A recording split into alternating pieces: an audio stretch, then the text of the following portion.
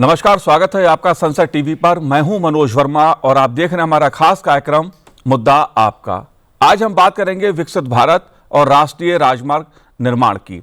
इस मुद्दे पर बात इसलिए क्योंकि भारत सरकार का लक्ष्य 2047 तक विकसित भारत के लक्ष्य को हासिल करना है।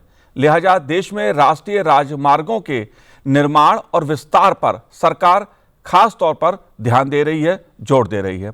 इसी कड़ी में हाल ही में दिल्ली में प्रधानमंत्री नरेंद्र मोदी की अध्यक्षता में हुई केंद्रीय मंत्रिमंडल की बैठक में महाराष्ट्र और ओडिशा से संबंधित 2 अहम प्रस्तावों को मंजूरी दी गई। इन परियोजनाओं पर कुल 20,668 करोड़ रुपए की लागत आएगी। दोनों राज्यों में कनेक्टिविटी और विकास को नया आयाम मिलेगा। देश में कई राष्ट्रीय राजमार्ग परियोजनाओं पर काम हो रहा है और यह माना जा रहा है कि 2026-27 में अनेक परियोजनाएं पूरी हो जाएंगी। इसलिए मुद्दा आपका में आज हम बात विकसित भारत और राष्ट्रीय राजमार्ग निर्माण की करेंगे। इन परियोजनाओं से देश के विकास, रोजगार, अर्थव्यवस्था और पर्यावरण को किस प्रकार से गति मिलेगी, मुद्दा आपका में इससे जुड़े पहलुओं पर बात करने के लिए 2 खास मेहमान मेरे साथ इस समय जुड़े हुए हैं। अंशुमाली श्रीवास्तव जी हमारे साथ जुड़े हुए हैं, जो क्षेत्रीय अधिकारी हैं और मुख्य महाप्रबंधक हैं भारतीय राष्ट्रीय राजमार्ग प्राधिकरण मुंबई से। आपका बहुत बहुत स्वागत है अंशुमाली जी संसद टीवी पर। साथ ही हम बात करेंगे वरिष्ठ पत्रकार राकेश शुक्ला जी से। राकेश जी, आपका भी बहुत बहुत स्वागत है। लेकिन ये चर्चा शुरू करने से पहले आइए सुनते हैं केंद्रीय मंत्री अश्विनी वैष्णव जी ने इन परियोजनाओं को लेकर क्या कहा। नेशनल हाईवे 326 उड़ीसा के इंटीरियर एरियाज को कनेक्ट करने वाला है। ये कोरापुट एरिया है। यहाँ से अंदर ही अंदर रायगढ़ होते हुए मोहना कोस्ट से काफी दूर है, काफी इंटीरियर एरिया है। इस हाईवे का वाइडनिंग और स्ट्रेंथनिंग आज अप्रूव हुआ है कैबिनेट में। 206 किलोमीटर का ये प्रोजेक्ट है जिसमें इन्वेस्टमेंट 1526 करोड़ रुपीस का होगा और ये गवर्नमेंट के पूरे इन्वेस्टमेंट ईपीसी मॉडल पे ये किया जाएगा। गजपति, रायगढ़ और कोरापुट ये तीनों की तीनों एस्पिरेशनल डिस्ट्रिक्ट्स हैं। ये तीनों ट्राइबल डिस्ट्रिक्ट्स हैं, ट्राइबल डोमिनेटेड डिस्ट्रिक्ट्स हैं। इन तीनों में इकोनॉमिक एक्टिविटी बढ़ेगी, ट्रांसपोर्टेशन बढ़ेगा और विशेषकर इन तीनों डिस्ट्रिक्ट्स में कॉफ़ी का एक बहुत अच्छा नया ब्रांड बन रहा है, कोरापुट कॉफ़ी। तो कोरापुट कॉफ़ी के लिए एक सिग्निफिकेंट नई मार्केट कनेक्टिविटी, मार्केट लिंकेज इससे क्रिएट होगी। दूसरा, यहाँ पे इंडस्ट्रियल एक्टिविटीज़ काफ़ी एल्यूमिनियम की और दूसरी मेटल इंडस्ट्रीज आ रही हैं, उन सब के लिए भी इस कॉरिडोर से बेनिफिट होगा। खासकर विशाखापट्टनम और रायपुर से कनेक्टिविटी इस प्रोजेक्ट से क्लियर होगी और ईस्टर्न और सदर्न उड़ीसा के डिस्ट्रिक्ट्स की कनेक्टिविटी इससे बढ़ जाएगी और गोपालपुर पोर्ट के लिए मूवमेंट बढ़ेगा, ट्रैवल टाइम रिड्यूस होगा बाय 3 आवर्स। जाहिर तौर पर राष्ट्रीय राजमार्गों का जब निर्माण होता है तो उससे विकास को गति मिलती है, कनेक्टिविटी बेहतर होती है और पर्यावरण में भी सुधार होता है। इससे जुड़ी हुई तमाम पहलू हैं जिन पे हम चर्चा करेंगे इस कार्यक्रम में। लेकिन चूंकि बात ओडिशा और महाराष्ट्र की है, इन 2 परियोजनाओं को, इन 2 राज्यों की परियोजनाओं को मंजूरी दी है केंद्रीय मंत्रिमंडल ने, इसलिए बात हम महाराष्ट्र से शुरू करेंगे। और अंशुमाली जी, मैं आपसे जानना चाहूँगा, जो महाराष्ट्र की परियोजना है, महाराष्ट्र के राजमार्ग के निर्माण की जो बात है, जो मंजूरी दी गई है, इसको आप कैसे देखते हैं? ये राजमार्ग जो बनेगा, कितना इसकी लंबाई होगी और इससे क्या असर पड़ेगा अर्थव्यवस्था पर या विकास पर? सर नमस्कार सर। ये नासिक से जो अक्कलकोट की 374 किलोमीटर की 6 लेन ग्रीन फील्ड का सरकार ने अभी अप्रूवल दिया है। ये अब तक की सबसे बड़ी रोड सड़क परियोजना है। 19,146 करोड़ की एक साथ इतनी बड़ी अप्रूवल अभी तक रोड के लिए नहीं मिली थी। इसके लिए हम लोग बहुत बहुत धन्यवाद देते हैं भारत सरकार को। और इस परियोजना को 1 मिनट के लिए मैं आपको ये बताना चाहता हूँ कि ये एक खाली महाराष्ट्र हिस्से की परियोजना नहीं है। ये भारत के ईस्टर्न कोस्ट को वेस्टर्न कोस्ट से जोड़ने की एक बड़ी परियोजना का एक इम्पॉर्टेंट हिस्सा है।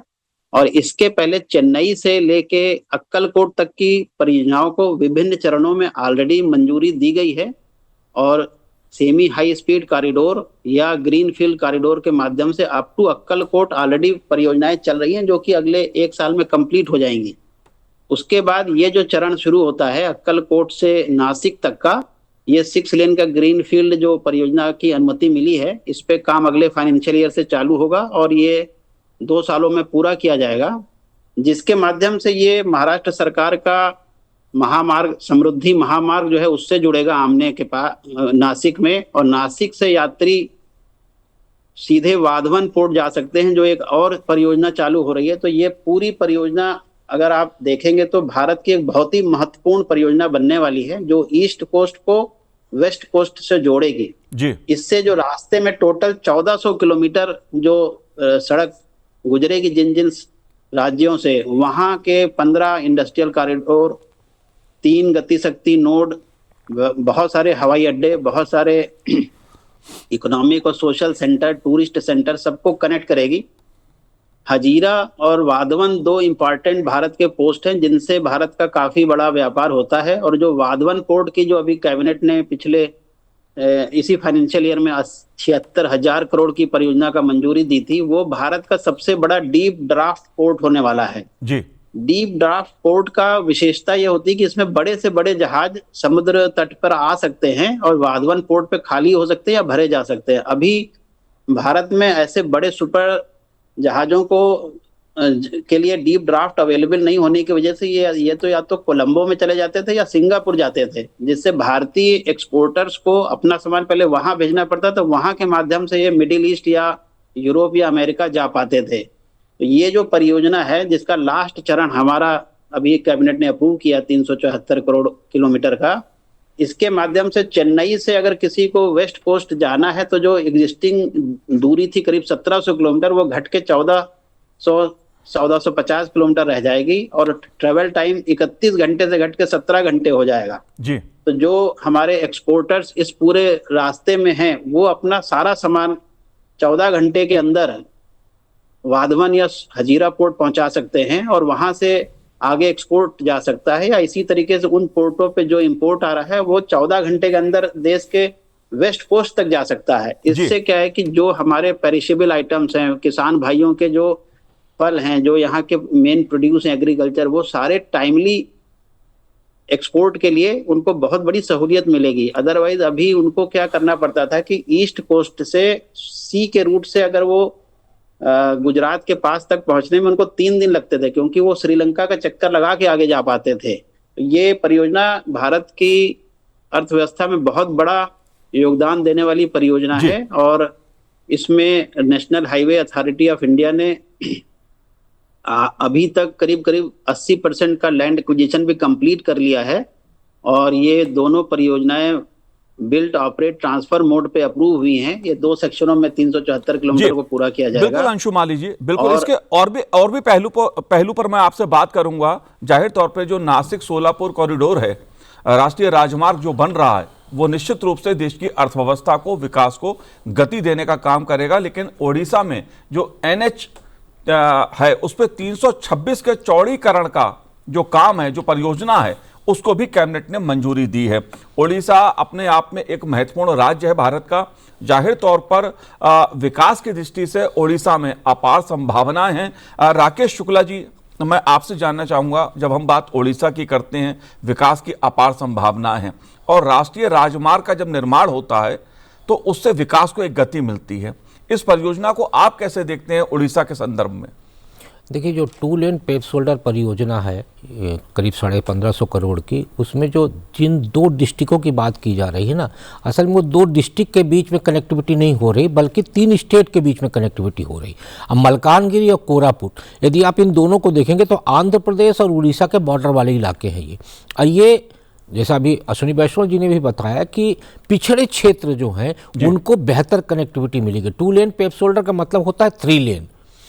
आमतौर पे पहले सड़कें बनती थी 2 लेन, 4 लेन, 6 लेन, लेकिन अब एक नया कॉन्सेप्ट ये आया है कि 2 लेन पेव शोल्डर में 3 लेन सड़क बनेगी, उसके बगल में पटरी छोड़ी जाएगी, साथ ही ये स्पेस भी छोड़ा जाएगा कि कल को जैसे ही ट्रैफिक बढ़ेगा तो हम उसको 4 लेन कर सकें। एक नए कॉन्सेप्ट के साथ 2 लेन पेव शोल्डर का रखा गया है। वो रायपुर विशाखापट्टनम एक नया कॉरिडोर बन रहा है, तो रायपुर विशाखापट्टनम भी इसके साथ कनेक्ट होगा। तो आप देखिए कि जो पिछड़ा क्षेत्र है, खासकर आदिवासी बहुल क्षेत्र, नक्सल प्रभावित क्षेत्र, यदि उसको बेहतर कनेक्टिविटी हो रही है एक बड़े शहर के साथ, तो स्वाभाविक है कि वो क्षेत्र आर्थिक रूप से समृद्धशाली बनने में काफ़ी आगे होगा।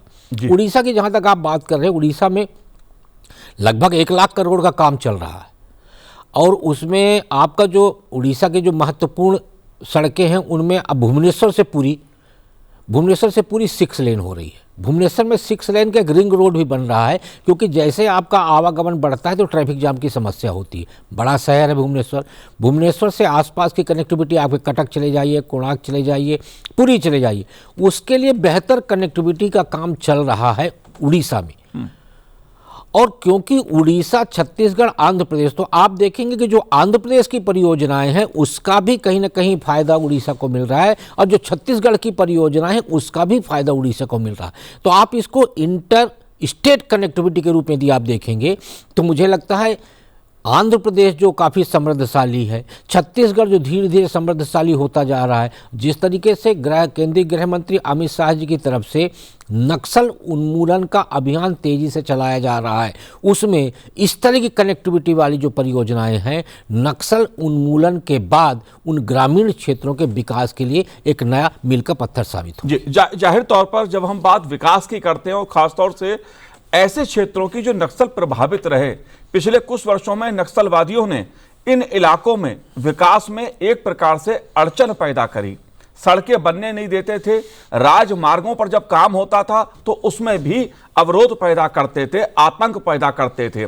पिछले 2-3 वर्षों में केंद्रीय गृह मंत्रालय ने नक्सलवाद के खिलाफ जो अभियान चलाया, उसका परिणाम यह है कि देश में राष्ट्रीय राजमार्ग का काम तेज हुआ है, सड़कों का निर्माण तेज हुआ है। लेकिन बात हम विकास की कर रहे थे।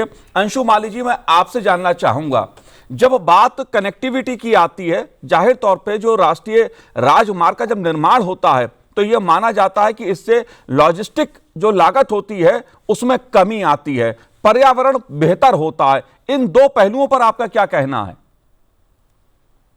नहीं, आपकी बात से मैं एकदम सहयोग रखता हूं, और इस परियोजना में भी इन दोनों बातों का बहुत ध्यान रखा गया था। जैसा मैंने आपको बताया कि ये डायरेक्ट कनेक्टिविटी करने से हम 31 घंटे की जो जर्नी थी उसको घटा के 14 से 16 घंटे ला रहे हैं, और एवरेज स्पीड, जो बेस्ट स्पीड है जिसपे फ्यूल की सबसे ज्यादा एफिशिएंसी मिलती है, वो रफली 80 किलोमीटर की कांस्टेंट स्पीड से अगर कोई गाड़ी जाएगी तो उसका सबसे कम फ्यूल कंजम्पशन होगा।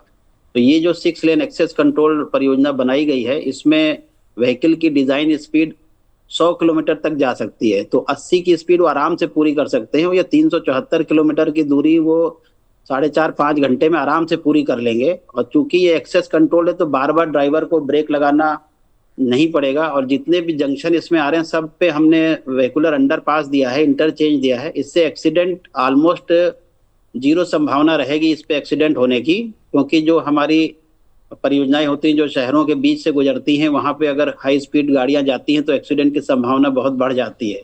तो जो व्हीकल ऑपरेटिंग कॉस्ट है वो यहाँ काफी बढ़िया हो रही है, व्हीकल की टाइम सेविंग वो भी काफी अच्छी हो रही है। इसके अलावा इससे इनडायरेक्टली, जैसे मैंने आपको बताया कि जो टूरिस्ट सेंटर हैं, जो इंडस्ट्रियल पार्क हैं, जो इकोनॉमिक सेंटर्स हैं, हवाई अड्डे हैं, रेलवे स्टेशन से, वो सब डायरेक्ट कनेक्शन हो रहा है इनका। हमने इसमें पूरे 374 किलोमीटर में करीब 15 स्थानों पे इंटरचेंजेस दिए हैं, जिससे यात्री इस कॉरिडोर के ऊपर आ सकते हैं या इससे नीचे उतर सकते हैं। तो ये एक बहुत ही सेफ और एफिशिएंट मोड अवेलेबल होगा ट्रैवल के लिए यात्रियों को।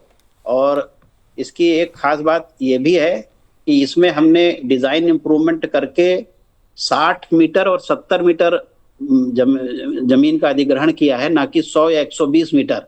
इससे हमने मोस्ट एफिशिएंट तरीके से 6 लेन इसमें एडजस्ट करके रखी है, ताकि जमीन का भी ज्यादा अधिग्रहण ना करना पड़े, जिससे हमारे किसान भाइयों की खेती और जो उनके और कार्यकलाप है उसमें कम से कम हम व्यवधान उत्पन्न कर पाए। तो इसमें जो डिजाइन की गई है वो काफी एफिशिएंट किया गया है, जिससे हमने करीब नॉर्मल एक्सप्रेसवे जैसे बनता है उसमें हमें 100 मीटर से 120 मीटर की जरूरत पड़ती है, यहाँ एफिशिएंट डिजाइन करके हमने 60 मीटर से 70 मीटर ही किया। इससे परियोजना की लागत भी कम आई है, समय भी कम लग रहा है। 2 साल में हम इस परियोजना को 2 चरणों में पूरा करेंगे। जी बिल्कुल अंशु माली जी। राकेश जी, देश में नेशनल हाईवे नेटवर्क में लगभग 61% की बढ़ोतरी हुई है, लेकिन मेरा सवाल आपसे यह है कि अगर हम बात 348 परियोजनाओं की करें जिस पर काम इस समय चल रहा है, जो निर्माणाधीन है, जिसका उल्लेख केंद्रीय मंत्री नितिन गडकरी जी ने संसद में किया था, 26-27 में वो भी पूरी होने की उनकी संभावना है। राष्ट्रीय राज निर्माण का जो कार्य हुआ है पिछले 10 वर्षों में बहुत तेज गति से हुआ है। विश्व में सबसे बड़ा नेटवर्क भारत का अब होने जा रहा है। आप इस निर्माण कार्य को कैसे देखते हैं? कौन कौन सी ऐसी परियोजना हैं जिन पर तेजी से काम हो रहा है? देखिए, जब राष्ट्रीय राजमार्ग परियोजना माननीय नितिन गडकरी जी के पास आए, मतलब रोड ट्रांसपोर्ट मिनिस्ट्री जब उनके पास आई, तो उन्होंने एक प्रेस कॉन्फ्रेंस में बताया था कि 3.5 लाख करोड़ की परियोजनाएं अटकी हुई थी। 3.5 लाख करोड़ बहुत बड़ी धनराशि होती है।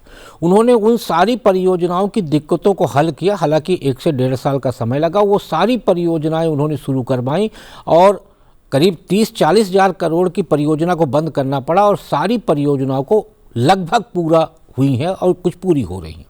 उससे एक बड़ा फ़ायदा ये हुआ कि जो ठेकेदार बिल्कुल नुकसान की स्थिति में पहुंच चुका था, उसकी नुकसान की स्थितियाँ बची, और जो बैंक लोन दे चुके थे और एनपीए की स्थितियाँ थी, वो एनपीए भी खत्म हुई। अब 2014 से लेके 2025 तक का यदि हम आंकड़ा देखें तो 2014 में जब केंद्रीय सड़क परिवहन मंत्रालय में काम शुरू हुआ, और मुझे ये कहना चाहिए कि नरेंद्र मोदी जी के नेतृत्व में जब सरकार बनी, तो भारत में सड़क का जो निर्माण था, नेशनल हाईवे का जो निर्माण था, वो 4 से 5 किलोमीटर पर डे के हिसाब से था जी। आज एनएच का निर्माण जो है करीब 28 से 30 किलोमीटर पर डे के हिसाब से हो रहा है। 2014 में नेशनल हाईवे की लंबाई थी 91,000 किलोमीटर, आज 1,51,000 किलोमीटर नेशनल हाईवे की लंबाई हो चुकी है। यानी पिछले 10 वर्ष में 60,000 किलोमीटर नेशनल हाईवे की लंबाई बढ़ी है। 2014 के बाद हाई स्पीड कॉरिडोर, जिसका अंशुमाली जी भी उल्लेख कर रहे हैं, हाई स्पीड कॉरिडोर की एक परियोजना बनी, और हाई स्पीड कॉरिडोर में लगभग 35 एक्सप्रेस वे की परियोजना का प्रस्ताव तैयार किया गया जी। और उन परियोजनाओं में से मुझे लगता है करीब 8-10 एक्सप्रेस वे तैयार हो चुके हैं, और 4-5 एक्सप्रेस वे, जैसे दिल्ली देहरादून हो गया, लगभग कंप्लीट हो चुका है, दिल्ली मुंबई हो गया, ऐसे तमाम ऐसे एक्सप्रेस वे हैं जो 27-28 तक कंप्लीट होने वाले हैं। अब दिल्ली मुंबई का आप देखिए, दिल्ली मुंबई एक्सप्रेस वे में जो 24 घंटे का सफ़र है वो 12 घंटे में पूरा होगा। दिल्ली मुंबई एक्सप्रेस वे बनने के बाद आप सीधे जेएनपीटी के साथ कनेक्ट हो जाएंगे। तो दिल्ली से लेके आप सोचिए कि बीच के सारे स्टेट, यानी दिल्ली से आप चलिए तो हरियाणा, राजस्थान, मध्य प्रदेश, गुजरात, ये सारे स्टेट के जो बहुत अच्छे उत्पादक चीज़ें हैं, चाहे वो एग्रीकल्चर हो, चाहे मैन्युफैक्चरिंग का हो, वो सारा पहुंचेगा जेएनपीटी में, और जेएनपीटी से विदेश चला जाएगा। तो 12 घंटे का समय बचेगा, फ्यूल बचेगा। तो ये फ्यूल और समय, क्योंकि देश में करीब 9 लाख करोड़ रुपए के पेट्रोलियम पदार्थ खरीदना पड़ रहा है, इसीलिए आप देखिए भारत सरकार पेट्रोलियम पे निर्भरता कम करने के लिए बायोफ्यूल का प्रयोग की और ईवी पे आ गई कि गाड़ियाँ ज़्यादा से ज़्यादा आप इलेक्ट्रिक खरीदिए, जिससे कि जो हमारा पैसा, भारत का पैसा विदेशों में जा रहा पेट्रोलियम को लेके, तो वो पेट्रोलियम को लेके, यानी पेट्रोलियम पदार्थ को लेके भारत आत्मनिर्भर हो सके। जी। अब आप देखेंगे कि जो सड़क निर्माण की चीज़ें हैं, मैं एक छोटा सा उदाहरण दूंगा बिहार का। बिहार में करीब 20,000 करोड़ की 13 ब्रिज बन रहे हैं, और पिछले 10 साल में 10,000 करोड़ के 8 ब्रिज तैयार हो गए। मैं बिहार का उल्लेख इसलिए कर रहा हूं कि जो 8 ब्रिज तैयार हुए हैं, जाके आप वहां पता करवाइए कि वो ब्रिज तैयार होने से इतना बड़ा फ़ायदा लोगों को हुआ है कि 110 से 150 किलोमीटर का जो चक्कर घुमा के उनको एक ज़िले से दूसरे ज़िले में जाना पड़ता था, वो दूरी अब उनकी 10 मिनट में तय होने लगी।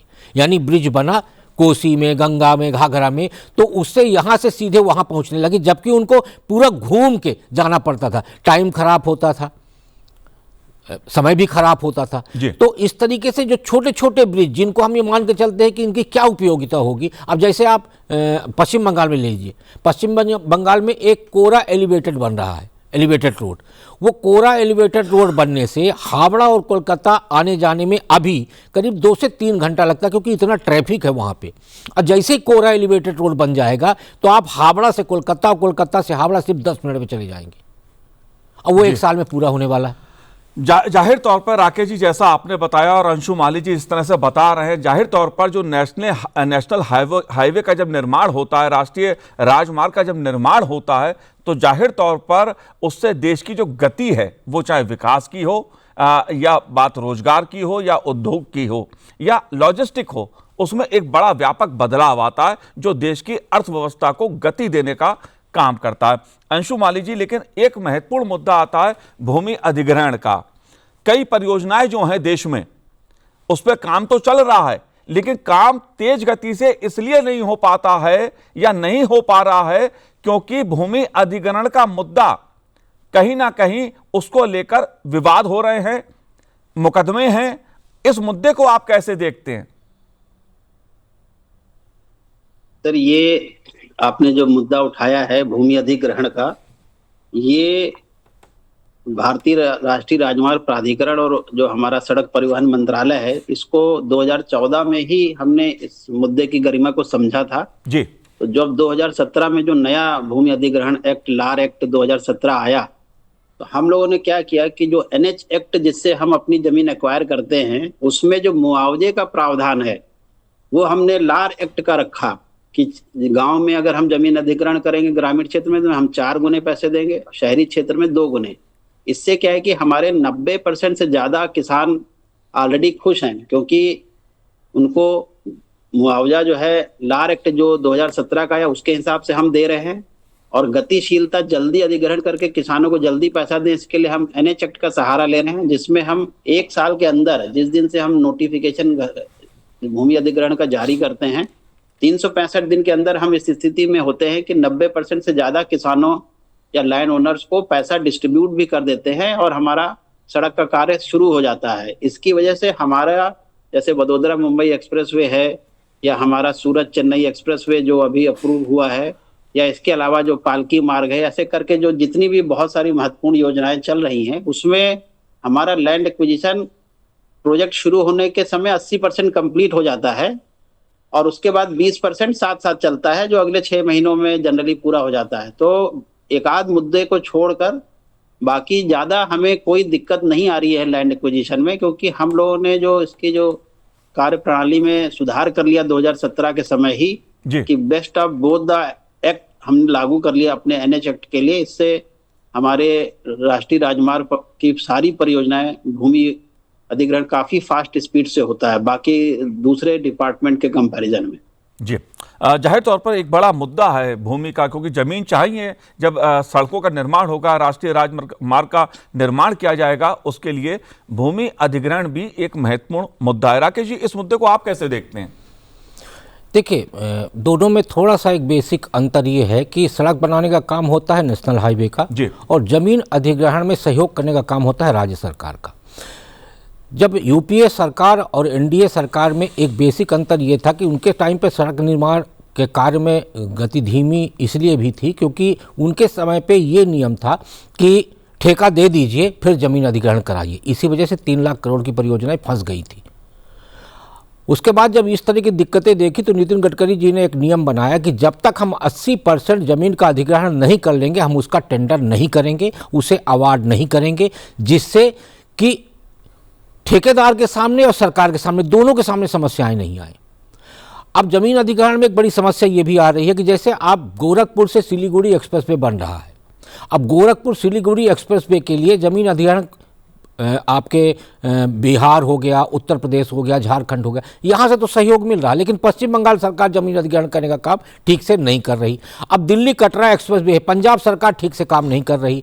दिल्ली मुंबई एक्सप्रेसवे के भी अटकने का एक बड़ा कारण ये था कि जब उद्धव ठाकरे जी मुख्यमंत्री थे तो जो गुजरात और महाराष्ट्र के बॉर्डर का जो एक्सप्रेसवे का पार्ट था उसके लिए जमीन अधिग्रहण में देरी हुई, इसलिए दिल्ली मुंबई एक्सप्रेसवे। तो जमीन अधिग्रहण में 2 तरह की समस्याएं आ रही। एक समस्या ये आ रही कि जब एक्सप्रेसवे का प्रपोजल जाता है तो राज्य सरकार कुछ ऐसी काम करते हैं कि वो उस स्थान का सर्कल रेट बढ़ा देते हैं। तो उससे क्या होता है, जो आकलन करके एनएचएआई चल रहा है कि इस सड़क प्रोजेक्ट पे हमारी कॉस्ट इतनी आएगी, वो अचानक से कॉस्ट बढ़ जाती है। और कई बार ऐसा होता है कि जमीन अधिग्रहण करके नहीं दी जाती। अब एक छोटा सा उदाहरण आप ये देखिए कि ईस्टर्न पेरिफेरल एक्सप्रेसवे बना हुआ है दिल्ली में। दिल्ली में जो ईस्टर्न पेरिफेरल एक्सप्रेसवे बना हुआ है उसकी लागत है 2700 करोड़ रुपए। और मुआवजा है 4300 करोड़ रुपए। यानी किसानों को जो धनराशि दी गई वो 4300 करोड़ रुपए मुआवजा में दिया गया है और उसकी लागत है 2700 करोड़ रुपए। तो कई जगहों पर जमीन का इतना दाम एनएचएआई को देना पड़ता है कि उससे कॉस्ट बढ़ जाती है।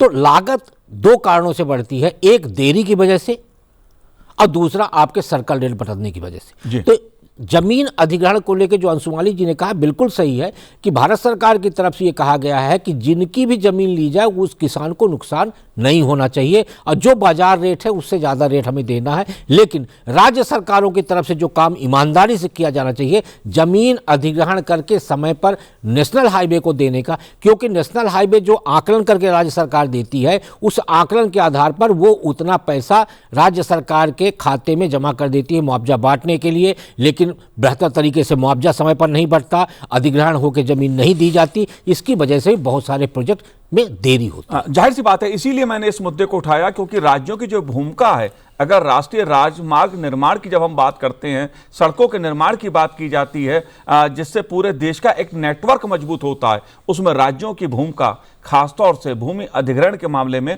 बहुत महत्वपूर्ण हो जाती है। लेकिन आखिरी सवाल राकेश जी मेरा आपसे है, क्योंकि बात जब पैसे की होगी, क्योंकि राष्ट्रीय राजमार्ग निर्माण करना है तो उसके लिए पैसा भी चाहिए होगा, तो इस मुद्दे को आप कैसे देखते हैं?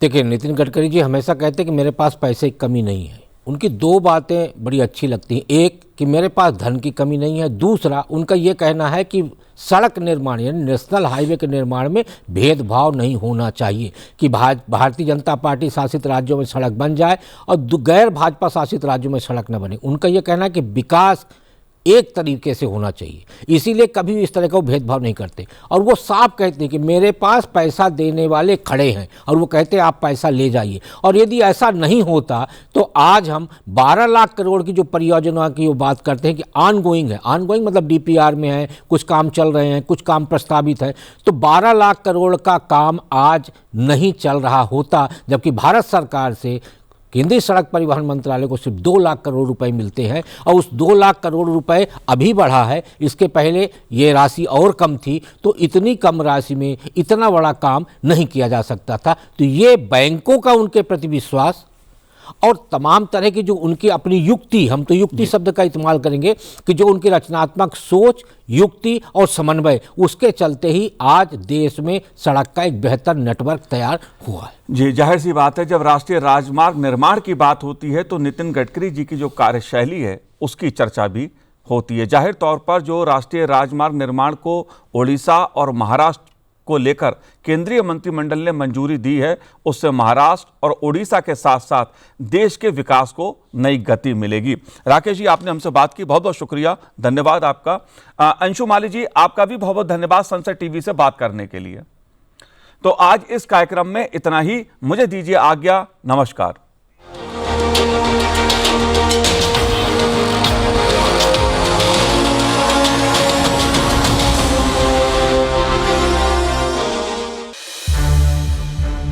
संसद टीवी के और भी प्रोग्राम्स देखने के लिए सब्सक्राइब करें हमारा YouTube चैनल और हाँ, इन्हें लाइक और शेयर करना ना भूलें।